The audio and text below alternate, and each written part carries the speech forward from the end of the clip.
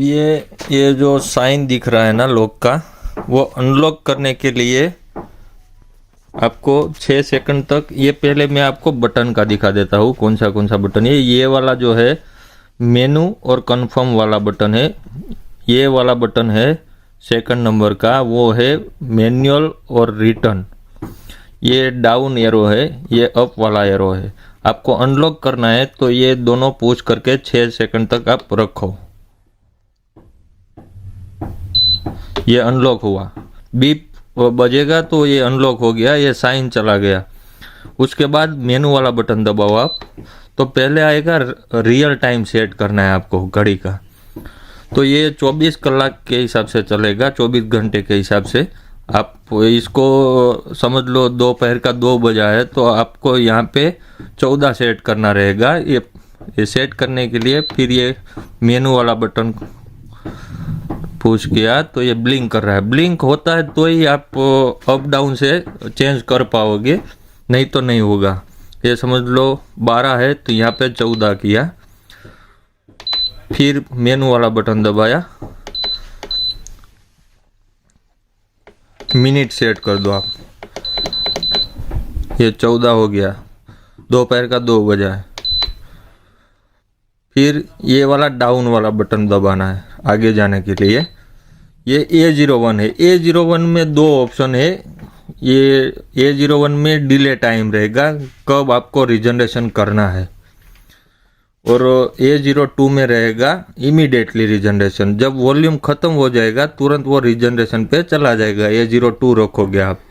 A01 में रहेगा delay time, वो आगे आपको दिखाएगा।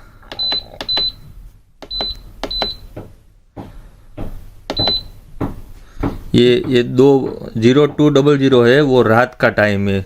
रात का 2 बजे वो रिजनरेशन पे जाएगा, जो A01 रखा है मैंने।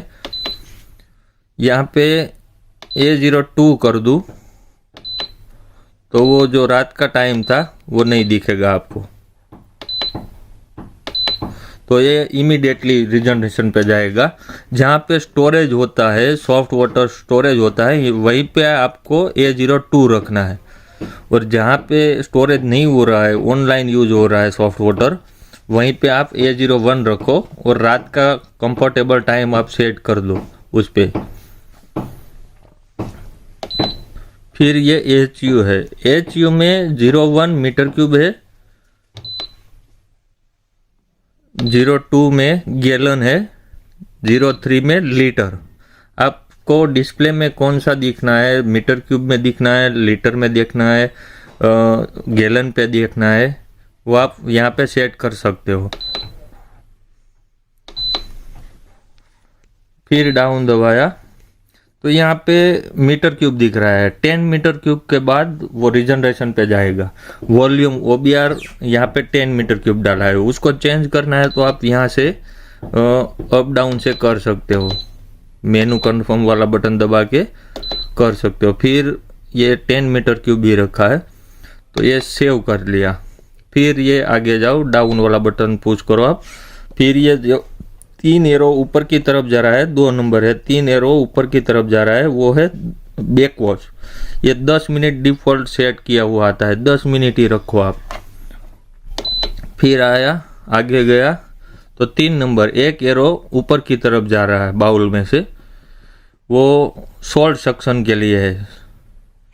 तो इसमें डिफॉल्ट 60 मिनट रखा हुआ है, तो उसमें आप चेंज करने के लिए मेनू कन्फर्म वाला बटन दबाओ, अप डाउन से आप चेंज कर सकते हो। ये पुश करके रखो तो स्पीड से वो भागने लगेगा। 50 मिनट रखना है।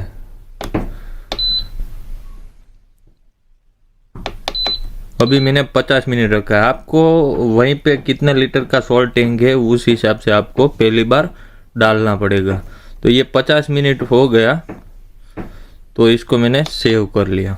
फिर डाउन गया, ये सॉल्ट टैंक भर रिफिलिंग के लिए है। सिंगल एरो नीचे की तरफ जा रहा है तो उसमें डिफॉल्ट 5 मिनट है, तो उसको चेंज करने के लिए फिर भी यही दबाना है मेनू वाला बटन। ये ब्लिंक कर रहा है, उसके बाद आप अप डाउन से चेंज कर दो उसको। फिर आगे जाने के लिए डाउन वाला, ये 5 नंबर है, 3 एरो नीचे की तरफ आ रहा है, तो वो है फास्ट रिंज। उस पे 10 मिनट है डिफ़ॉल्ट सेट किया हुआ। वहीं पे भी आपको चेंज करना है तो आप चेंज कर सकते हो।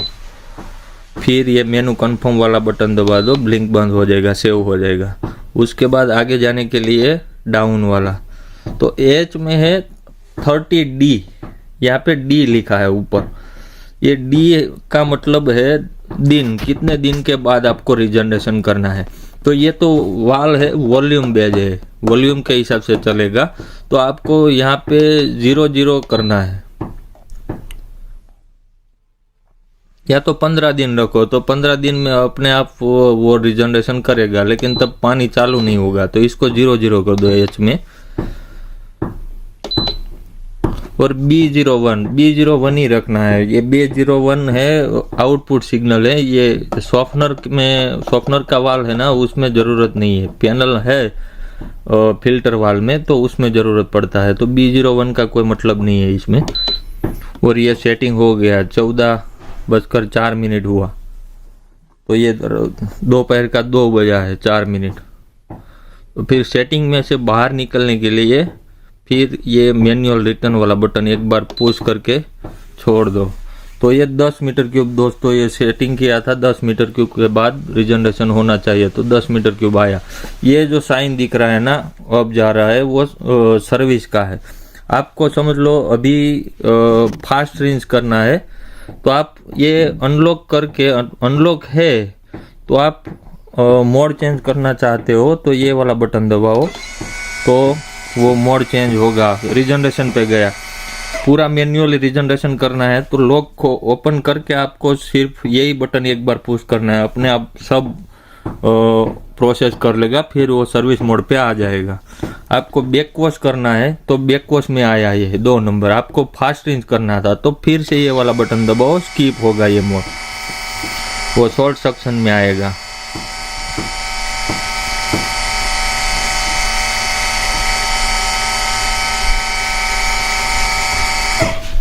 ये शॉर्ट सेक्शन में आया। ये भी नहीं करना है तो फिर से वो वाला बटन दबाना है, हो जाएगा 4 नंबर ब्राइन रिफिलिंग पे। वो भी नहीं करना है, फास्ट रेंज करना है आपको। फिर से ये वाला बटन दबाओ, ये फास्ट रेंज पे आया। ये फास्ट रेंज हो रहा है अभी। फास्ट रेंज खत्म होने के बाद वो सीधा आ जाएगा सर्विस मोड पे।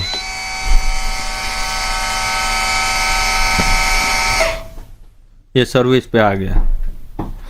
अब ये जो वाइट वायर आता है, ये जो 2 वायर है वो डेनफोस का KP35 जो LP आता है, लो प्रेशर स्विच, उसमें लगेगा। ये 1 और 2 और 4 3 पॉइंट आता है उसमें, वो केबल देने के लिए LP में। तो उसमें आपको 1 और 2 में लगाना है, और LP का रेंज सेट करना है 1.5 kg या 1 kg पे सेट करना है। ये काम क्या करता है वो मैं आपको दिखाता हूँ। समझ लो कि ये सर्विस के अलावा कोई भी प्रोसेस में होगा वाल, तो पानी आना बंद हो जाएगा, तो तुरंत वहीं पे रुक जाएगा। देखो ये बैकवॉश पे आया, अभी ये माइनस हो रहा है। देखो ये पानी बंद हो जाएगा, पानी आना, तो वहीं पे वो रुक जाएगा। देखो ये मैंने लो प्रेशर किया है तो वहीं पे रुका है। ये पानी आया, ये अलग कर दिया मैंने, वहीं से आगे फिर ये लो प्रेशर आया। देखो वहीं पे रुका है, ये अलग किया मैंने, तो वहीं से डाउन होना शुरू हो जाएगा। फिर ये मैंने लो प्रेशर किया, दोनों को ज्वाइंट किया। यही काम करेगा, ये जो वाइट वायर है ना, वही काम करेगा। सॉफ्टनर का हर एक मॉडल पे ये वाइट वायर निकलेगा, रेड वायर या वाइट वायर, तो वही काम करेगा ये सॉफ्टनर के वाल में। बस ऐसा सेटिंग है और ऐसे काम करता है ये सॉफ्टनर वाल।